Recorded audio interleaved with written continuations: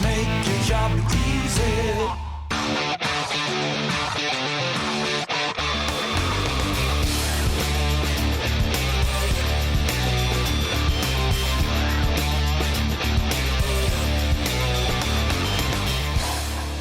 It was one of many upsets in round 5, according to the bookmakers, as Port Adelaide spoil West Coast Good Fun Friday, cashing in on a 49-point halftime lead to run away comfortable 42-point winners. And it doesn't get much easier with a trip to the Cattery on the horizon. Welcome to Eagle Review, proudly sponsored by Kennards. If you can't be bothered getting in the store, shop online, kennards.com.au. For the dedicated fans on Easter Monday, Benny Roberts. How are you this morning? Yeah, good. Couple of chockies under the belt. You? Standard for you. No, I probably need them. I'm going to waste away. Let's just get into this game. So first 5 minutes, Simo said we couldn't match Power's intent around the footy, and credit to them. They executed their game plan effectively. 9-2 opening half in greasy conditions. I mean, they looked like they were wearing their Velcro mitts, whereas we were handling bars of soap. They had the full court press going on.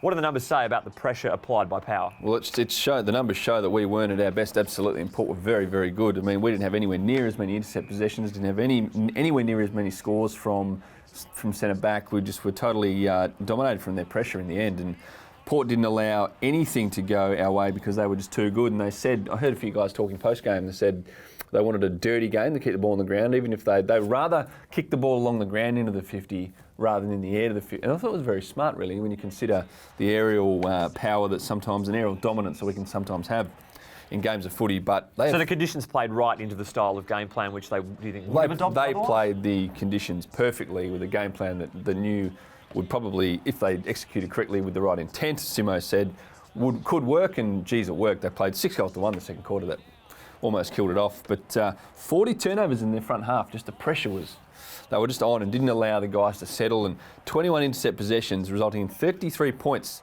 Sounds like something we do. In the opening half. Not exactly, 75, nearly 75% time and forward half that of the power as well. So that's a huge domination. Yeah.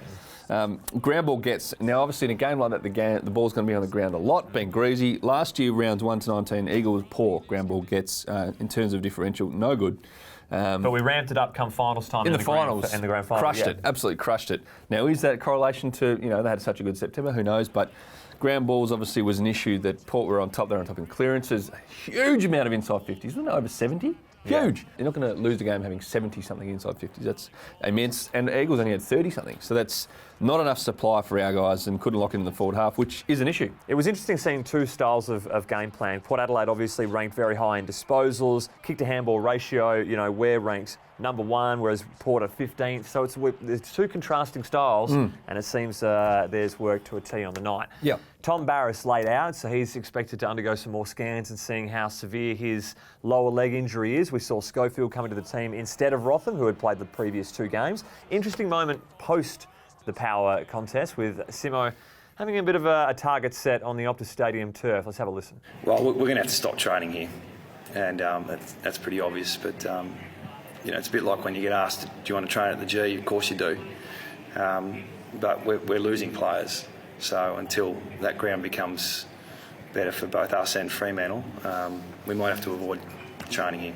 Let's not take away what happened tonight. We got touched up and we got beaten by a better side who out-hunted us and had nothing to do with how hard the ground is. So let's park that. But Brass is an issue and we need to work through that. Yeah, so look, we walk on grounds all the time when we... Oh, well said, Ben. All the time. Yeah, we don't play on them, must be said. But Optus, look, it feels a little bit hard.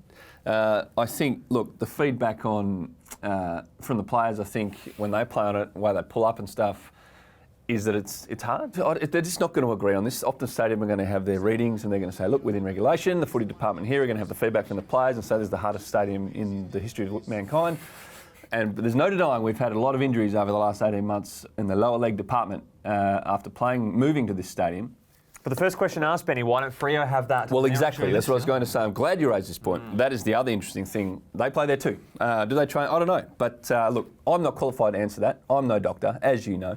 But let's not get distracted here. That is nothing to do with why the boys didn't get the 4 points on Friday night, because they were no good. That's correct. 1 goal from Darling, Kennedy and Oscar Allen. That probably had a little bit to do with it. That was a 16-game streak come to an end of Darling and Kennedy taking the field 4 victories. Drop one of them now, you reckon, surely? Both. Yeah, Statement. I agree. Petruccelli, though, shining light up forward. 5 goals, a genuine NAB Rising Star. You'd have to think. Contender. You would have to think. If he doesn't get it, geez, there's going to be a huge performance either today or someone's going to find one that we've missed because I reckon he's a sniff. I love the fact that he's even dropping the balls coming out of defensive half and hitting That's targets. how fast he can get away from people. He's got enough time to turn around and keep going. When you're on, you're on. Scotty Lycett returning to Optus Stadium. A bit of a handshake snub at the start Humour. from Hutchings. Humour. Bit of humour. Wonder if it was a directive from midfield group or the Just captain. to throw him off his groove. Yeah, just like get in his head, rattle him early. But he actually had a good game, Scotty Lycett. Yeah, he was very good. Thrilled that he missed the shot on goal. Can you believe of the 3 Eagles that are floating around the AFL that used to play for us, 2 of them are now at Port Adelaide with Brad Ebert. Ebert and Scotty Slice, yeah. Interesting tidbit. Yeah. The statisticians have been working overdrive and come up with that goal. It's one of the worst I've come up with so far. Let's see, look, we just love to have running commentary on Jeddah's kicking, so a bit of a running torpedo. That's got to be 70 metres, surely, Ben, 80, you reckon? 80. What about Shuey's handball over his head? Like that. Didn't mind that in either. those conditions, Yeah, Harlem Globetrotter stuff. Look, you know what I like? A bit under the radar here, but Dommy Sheed, if you can underarm this one 30 metres and hit him directly in the face, that deserves a bit of a praise from me. And Ciso, we don't really want to talk about the game too much. That's a perfect distractor. Let's move on to the roast. No collective team roast or anything silly like that. We've got some individuals we want to point out. Vardy going for Mark of the Millennium. Didn't quite come down with that one. Not the night for it. Any danger of winning a goal review? Geez, have more go wrong. Jeddah, Shepherd, who When I knows? watched it, when that just happened, I thought he touched that. I looked like, but Yeah. You got Anyway. rose-coloured glasses for you, mate. Probably, as always, Dersma running goal, nice effort, but don't know about the celebration. Took me back to Mark Williams, the old Hawthorn boy, Correct. and a bit of Essendon at the end. Not there. a fan? Used to do this one. Used to cause some stir the pot a bit. That one, but no drawback for that Live one. on the edge. Dommy Sheed, that's one of the worst kicks of the night. I know you've tried to pull it, but that doesn't look good in replay. Willem Drew, don't know who you are, but no worries about this goal in the wet for one of the nominations of the round, pulling it right out your clacker. Only 2 Willems on earth that I've heard of, Defoe and this man. Tom Hickey slamming it into Mark Hutchings, going back with a flight. Gutsy stuff. Yeah, you'd think so, but bit of talk. Ryder slipping over. Anywhere you like, Nathan. Tap it anywhere you like. It doesn't matter. You are the only man there. Hit it straight to him. Correct. That's a roast. What about the ball cannoning off Lycett's backside? Westhoff taking it. Umpire calls it a mark. Not sure. You might have been watching a different game there. Dwayne Russell. Let's play this clip here. Jeddah made it tough for Duggan, made it impossible for him. Well, by definition, it wasn't impossible because it happened, so lift Dwayne. Dom Sheed kicking in danger. Just kicking in danger. Like, does that mean every time someone goes for a smother that it's going to be kicking in danger? Don't know Great about point, that. Benny Roberts. Straight down to Liam Ryan, who was in an acre of space. Turnover. It goes the other end. Did Cole touch that one? Absolutely. Apparently not. Did it Apparently cost us not. the game, Benny? 40 points down. Did it cost us the game? No, but it needs to. We need everything going our way. What about not all one-way street here at the review? That's No. definitely a mark to That is a Marshall. mark to young Marshall. That is definitely a mark. Cole, one of his worst left foot scrubbers, you'll see. Masto saying cheers boots for the handball when the game's over. I'll just cop one in the bonce and move on. Let's go round the grounds. Bit of Matt Tabernar watch. Snapping it from the top of the goal square and missing. But in the end, 301, so maybe roast for us for bringing that up. Now, men dressing up at the football, Benny. I know you're a big fan, but what's this? I'd love to see this Tiger bloke get on the train ride home. I know. Like, what? And how long it must take to do the makeup. Yeah, imagine getting one of your kids to do it. Is that one of your prouder moments, is it? Anyway, roast of the round. Benny Roberts, give it to me.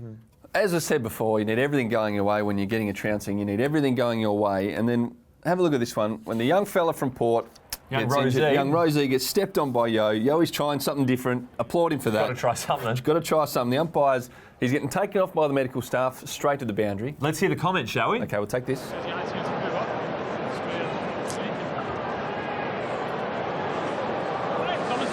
So awkward for Rose. He's coming straight off. He can't come back on for 20 or 30 minutes. No, so that's a quick change of mind. He's not going off there. Oh, I didn't know they had 23 men on the field exactly. at that one time. Umpires, don't get involved. Let them make the mistake of taking him off so that we can get some impetus for 30 minutes. Anyway, so that's a roast for not helping us stay in the game.